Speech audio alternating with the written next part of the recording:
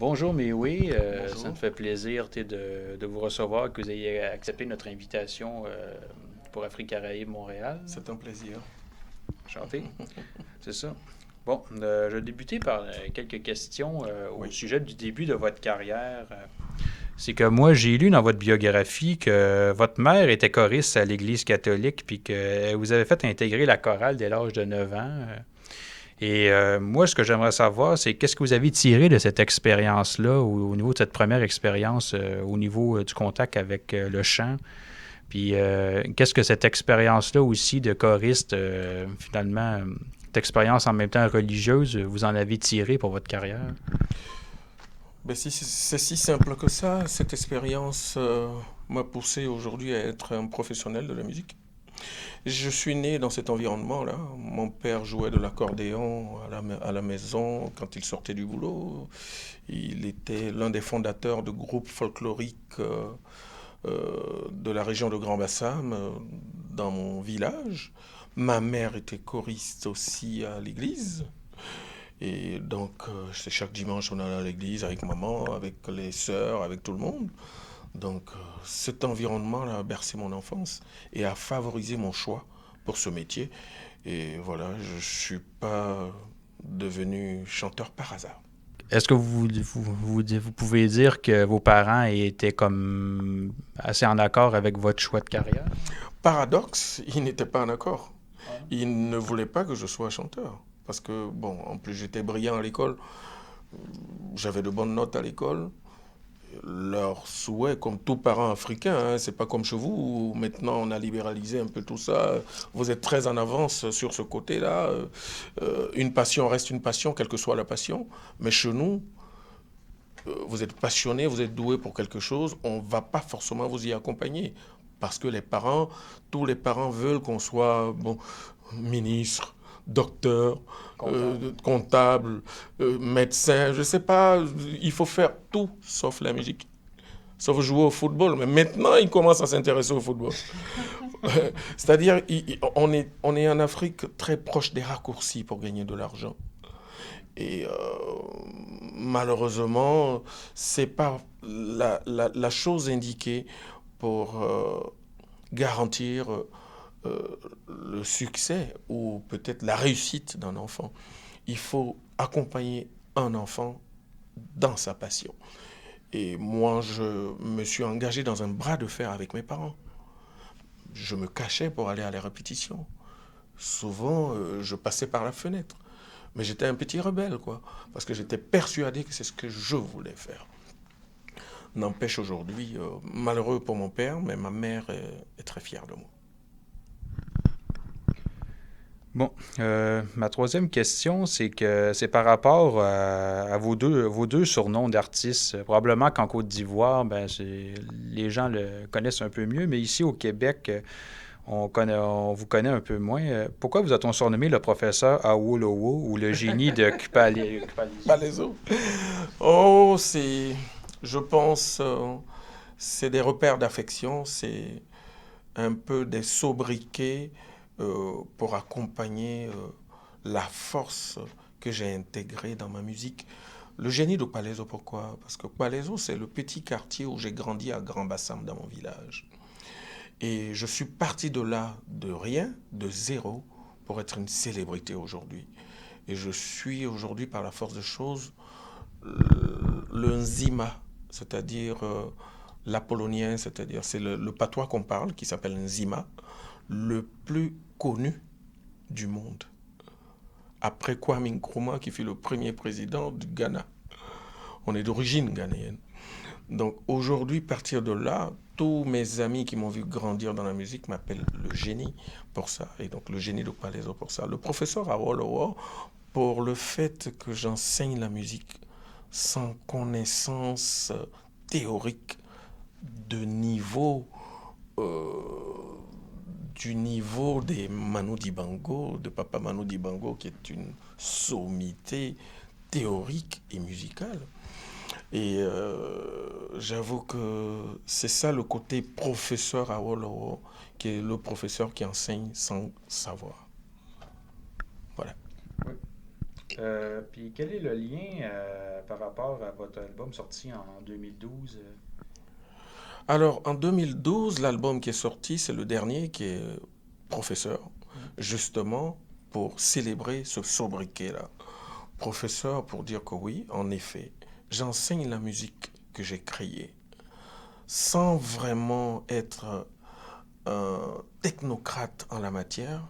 Je suis un autodidacte en la musique. J'ai appris le do tout seul, j'ai appris le ré tout seul. Et je suis jamais allé je suis jamais allé dans un conservatoire. Donc j'ai appris à jouer à la guitare seul. Et à force d'écouter les autres, à écouter mes amis musiciens, j'ai appris à faire des accords, à harmoniser des chansons, à faire des arrangements tout seul. Donc c'est ce côté génial qui a permis qu'on m'appelle le génie de Palaiso et qui a permis que les gens m'appellent professeur. Awolowo. Professeur, celui qui enseigne sans savoir. Donc professeur pour ça, sur le dernier album. Merci beaucoup. Ma collègue va poursuivre. C'est moi qui vous remercie. Ok, bonjour, mais oui, une fois de plus, j'aimerais savoir qu'est-ce qui vous inspire en matière de musique. Est-ce que c'est votre famille, votre vie, les faits? Mais ça tombe bien que la question soit posée par une femme. Les femmes composent 70 à 75% de mon fan club. Donc, c'est déjà la femme qui m'inspire beaucoup. Je chante beaucoup la femme dans mes chansons. Ma chérie, allez lolo. Tu aimes ça? Hein? Roulez moutou. Hein? Vous verrez ça sur scène. Et des chansons comme Voilà string, Kojo Kojo tiré, Voilà string, tu n'as pas porté caleçon. Hey. Ben, toutes ces chansons-là, c'est des chansons pour célébrer la femme. Particulièrement Miss Lolo. Dans Miss Lolo, je dis oui. À l'époque de nos grands-mamans et tout ça, on n'avait que le sein pour allaiter, pour donner à manger au bébé. On n'avait pas les biberons. Il y a 50 ans en arrière, avant les années indépendance. Et ces femmes-là qui utilisent une partie de leur corps pour nous nourrir, sont injustement payées par nos pères qui, quand la poitrine chute, vont voir les petits ailleurs. Ça, c'est cette injustice que je voulais réparer dans cette chanson en disant merci maman, merci à toutes les mères de sacrifier une partie de votre corps pour nous et que la contrepartie de nos papas soit si injuste. Donc voilà, c'est déjà les femmes que je chante beaucoup. Et puis c'est les sujets d'actualité. Je m'inspire de tout. Notre interview peut m'inspirer. Et les thèmes d'actualité, aujourd'hui, on sait ce qui se passe dans le monde. Le monde va très mal. Le djihadisme, les attentats, ce qui se passe aujourd'hui avec la police aux États-Unis et les Noirs. Et tout m'interpelle. Donc je suis quelqu'un qui n'est pas fermé sur les sujets. Je m'inspire de toute actualité, de tout ce qui fait débat et de tout ce qui est sensibilisateur. Est-ce que la situation en Côte d'Ivoire vous a inspiré ou pourrait vous inspirer, ce qui s'est passé récemment? Forcément, forcément. Et ça s'est passé particulièrement dans mon village. Le pays la ville qui a été touchée, c'est Grand Bassam. C'est chez moi. C'est à quelques kilomètres d'Abidjan. 15 minutes, on part d'Abidjan pour Bassam. Et on a été frappé par le djihadisme dans cette ville particulièrement. Donc, raison de plus pour que ça m'interpelle. Et sur le nouvel album qui va sortir dans quelques semaines, le mois de septembre, le nouvel album, le 12e album de Méo sort sur le marché, j'en parle énormément comme thème dans mes chansons. Vous parlez de célébrer la femme, que la femme est une source d'inspiration pour vous. Et on se rappelle, vous avez fait une collaboration avec Koffi Olomide. Et récemment, sur Facebook, sur les réseaux sociaux en général, on a vu une vidéo de lui en train de frapper une femme du pied. J'aimerais savoir quel est votre mot à ce sujet. J'ai pas pour habitude de juger des amis par presse interposée. Koffi est mon ami, c'est mon grand frère. Si j'ai quelque chose à lui dire, je vais lui dire ça au téléphone. Okay. Mais je ne ferai pas ce qu'il a fait. D'accord. Ok, et ma prochaine question est celle de savoir... vous êtes de spécialiste au Blazo et je me rappelle lorsque j'étais petite, au Cameroun. Ça veut dire Ce que je suis tube. lié. Non, pas du tout. Voilà. Pas du tout. Et donc, cette chanson a bercé mon enfance, 100% Zoblazo. Après, ça a été 200% Zoblazo. Merci, ma fille. J'aimerais savoir déjà, est-ce qu'il y a une définition de Zoblazo ou alors c'est juste un style musical? C'est quoi Zoblazo, au fait? Mais le Zoblazo est à la fois une musique et une danse. Sur le plan de la musique, c'est plusieurs folklores du sud de la Côte d'Ivoire que j'ai brassés pour en faire une seule musique. Et j'ai coloré ça par la musique moderne, parce que la Côte d'Ivoire est un pays métis. C'est un pays cosmopolite. C'est un pays qui a brassé plusieurs cultures. Donc j'ai voulu faire ressentir ça dans ma musique. Ce qui fait qu'à la définition, le Zoblazo, de par sa base folklorique, est très moderne avec des violons, des cuivres, des guitares saturées. Oh, c'est une musique très très métisse. Et donc ça, c'est côté musical. Et puis, côté chorégraphique, c'est la danse des mouchoirs. Si vous n'avez pas ça, vous ne pouvez pas danser le Zoblazo. Vous pouvez le danser, certes, mais c'est le symbole. C'est le symbole du Zoblazo. Cette couleur blanche, le mouchoir, cette couleur blanche pour la paix que nous recherchons tous dans ce monde aujourd'hui. Cette couleur blanche pour la pureté de ma musique, parce que je suis sans anabolisant pour monter sur scène, contrairement à beaucoup de couleurs. Je respecte leur choix, mais ce n'est pas le mien. Je ne fume pas. Je ne bois jamais d'alcool avant de monter sur scène. Je suis toujours à l'eau pour prouver et montrer que je connais mon métier. Quand on ne connaît pas son métier, qu'on se met dans un état second pour affronter un public. Moi, je ne suis pas pour cet avis-là. Donc, la pureté pour cette couleur blanche-là. Et puis la joie. Okay. Le Zoblazo est une musique de fête. Voilà. Et quel est le secret pour faire 25 ans de carrière? Je pense 27 ans, désolé, de carrière et toujours être le chouchou du public, toujours être désiré par le public, invité partout en Afrique, dans le monde pour faire des concerts. Quel est le secret? On sait qu'il y a eu... Le vrai secret, c'est que je m'appelle Désiré. Ouais. Je m'appelle Désiré. Mon vrai prénom, je m'appelle Frédéric Désiré et oui. Donc, je me fais désirer. Bon, en réalité, il n'y a pas de secret. Je crois qu'il faut s'inspirer des ordinateurs. Aujourd'hui, vous avez un ordinateur. Si vous ne faites pas de mise en jour régulière, l'ordinateur se plante. Absolument. Et moi, je suis un artiste qui a toujours refusé de dormir sur ses lauriers. Je me dis que si je suis nominé aujourd'hui ou si j'ai un trophée aujourd'hui, comment faire pour avoir un autre trophée demain? Mais pour avoir un trophée demain, il faut se remettre au travail tout de suite, dès qu'on a un trophée. Mais il y en a, quand ils ont un trophée, ils disent « Oh, ben j'ai gagné, c'est fini, je suis le plus fort, ça y est, ils commencent à planer. » Mais quand tu planes, justement, ceux qui ne planent pas et continuent à travailler vont te passer dessus. Et donc, je me remets toujours en question. Je suis quelqu'un qui s'adapte toujours, qui se remet toujours en question, qui écoute beaucoup les autres et qui s'inspire toujours de la mode, de la tendance pour garder le cap. Je ne suis pas toujours... J'ai une musique qui n'est pas une musique fermée. Je vous ai dit tout à l'heure que la Côte d'Ivoire est un pays métis. Donc ma musique est métisse. Et qui parle de métissage, parle de mondialisation tout de suite. Donc ma musique part dans tous les sens, c'est très varié. Je peux m'inspirer de la culture camerounaise, je peux m'inspirer de la culture canadienne, je peux m'inspirer... J'ai fait un duo avec Lina Boudreau, qui est une Acadienne, ici. J'ai chanté avec Marie-Denise Pelletier. J'ai fait des duos, j'ai fait beaucoup d'échanges, beaucoup de mélanges pour justement célébrer cette envie de métissage dans ce que je fais. Ce qui fait que, bon, disons que ma musique reste évolutive et donc au fil des années, je l'adapte, je la réadapte pour garder le cap. Vous avez fait une musique,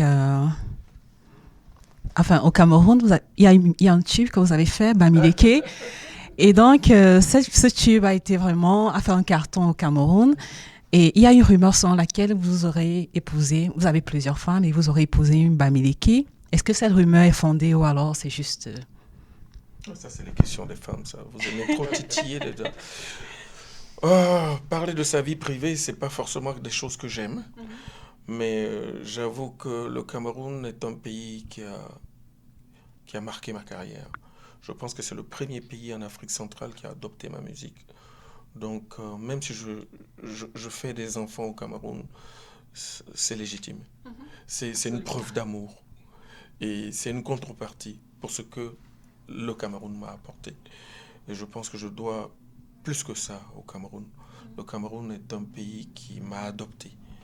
Et c'est très rare comme ça, en Afrique particulièrement, euh, que d'autres cultures adoptent une autre culture.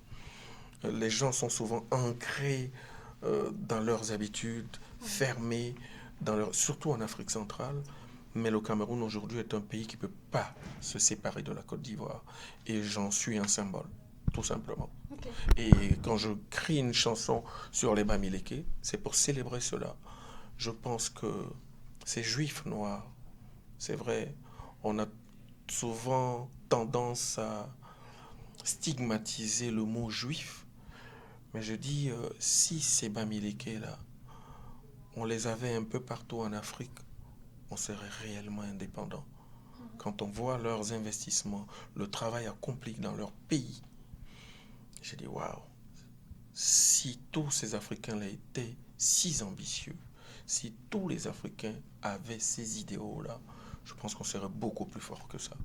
Et donc j'ai voulu célébrer cela, j'ai voulu vraiment récompenser cela à travers ce titre Bami Power. Voilà. Et donc, parlant d'enfants, j'ai regardé récemment une vidéo. Votre fille serait dans le monde de la musique, mais elle a adopté un style particulier, la musique religieuse. J'aimerais savoir, après 25 ans de carrière et après avoir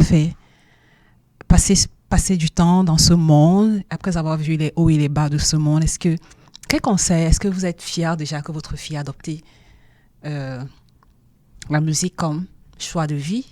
Ça, c'est la première question. Et quel conseil pourriez-vous donner aux jeunes artistes, ceux qui souhaitent entrer dans ce monde-là?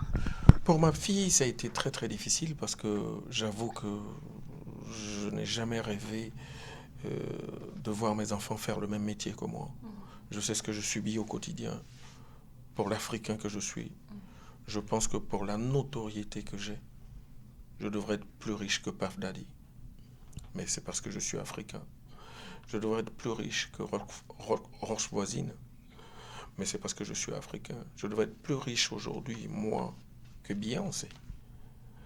Mais c'est parce que je suis africain. Et comme la musique n'est toujours pas une industrie chez nous, et que les politiques ne font rien pour investir dans la culture, pour faire de la culture une vraie industrie, là où, sur le plan agricole, on n'a toujours pas réussi à être autonome, toutes nos matières premières sont industrialisées hors de chez nous. En musique, on peut le faire sur place, mais on n'a toujours pas pensé à y investir, à en faire une industrie. Donc, j'ai jamais rêvé de ça pour mes enfants, parce que c'est trop difficile. Et ma fille, j'avoue, elle m'a piégé. Elle m'a piégé en quoi? Elle arrive, elle avait à peine 20, 21 ans. À cet âge-là, les enfants, c'est toutes des fans de Rihanna, de Beyoncé, de toutes celles qu'on connaît, de Jay-Z. Voilà. Elle arrive. Papa, je veux chanter. Tu veux chanter? Ok, c'est simple. Moi, je veux voir tes diplômes. Je veux un master. Si tu as un master, tu rentres en studio. Elle a eu son master. Wow. Elle arrive avec le master et dit, ben voilà, papa, j'ai le master, je veux chanter. Ok, j'étais piégé. Mais j'avais encore mon mot à dire. Je dis, ok, tu veux chanter quoi? Tu veux faire quoi comme chanson, comme musique? Je veux chanter pour Dieu. Je dis, ah, là, elle m'a tué. Pour le chrétien que je suis, je me suis mis à genoux. J'étais dans l'obligation de l'accompagner. Parce qu'une fille de 20 ans, 21 ans, qui décide de chanter pour Dieu, si vous ne l'accompagnez pas, vous péchez. Et voilà, c'est comme ça que j'ai produit l'album. J'ai investi sur elle. aujourd'hui, c'est un bonheur de savoir que Lynn Mary, elle s'appelle, soit une célébrité dans le monde du gospel. Et je l'embrasse par caméra interposée. Le deuxième volet de votre question, c'est les conseils que je peux donner à la nouvelle génération. C'est simple. Tout métier s'apprend. Je suis là 27 ans après parce que j'ai appris avant d'exercer. Si vous n'apprenez pas avant d'exercer que parce que vous avez vu Mewe à la télé, que c'est une célébrité, vous avez envie de faire comme lui, ok, vous pouvez réussir à faire un tube par hasard. Mais comment faire un autre tube demain? C'est ça le plus difficile. Moi, j'enchaîne les tubes parce que je connais le métier. C'est simple pour un mécanicien. Vous voulez envoyer votre véhicule, il ouvre le capot. Ah, ben si, c'est le joint de culasse. Un autre gars vient avec un autre véhicule. Ah non, ça c'est le cardan. Il connaît son métier. Il a appris à faire de la mécanique. C'est pour ça qu'aucune voiture ne lui fait des infidélités. C'est pareil. Donc tout métier s'apprend. Alors la nouvelle génération, apprenez avant d'exercer. Faut pas faire de la musique juste pour paraître, ou pour passer à la télé, ou pour avoir des nanas. Non, vous n'allez jamais réussir. Il faut faire la musique parce que vous êtes passionné et que vous aimez ce métier et que vous voulez en faire un métier. Et là, vous allez évoluer dans la durée. Est-ce que Mewa a l'impression que la musique perd sa valeur de nos jours? Que pensez-vous, par exemple, de ces courants musicaux qui naissent de jour en jour? Il est clair que pour le puriste que je suis, je pense qu'on perd un peu en qualité. On perd beaucoup même en qualité. Mais c'est de notre monde. C'est la tendance. C'est le monde des ordinateurs. C'est le monde des réseaux sociaux. On ne peut pas cracher dessus. C'est la réalité. Donc, on peut s'en inspirer, mais il ne faut pas exagérer. Et je dis aujourd'hui, il y a des artistes qui s'asseyent à la maison avec un ordinateur, seuls, ils font un album. Mais la définition, la finalité, c'est quoi? C'est la scène, c'est ce que les gens oublient. Après, il faut faire la scène. Après, il faut faire des concerts. Il faut monter sur un podium. Il faut affronter un public. Et c'est le plus difficile. C'est le plus difficile quand vous ne connaissez pas le métier. Donc, forcément, on aura toujours le dernier mot, nous les puristes qui avons appris le métier. Maintenant, pour ceux qui travaillent avec les ordinateurs, bon, c'est un raccourci. Mais vous allez évoluer comme ça, combien d'années? Peut-être que c'est de façon éphémère. Je ne vous le souhaite pas, mais vous le risquez. Donc, faites comme nous, je vous le conseille. Si tu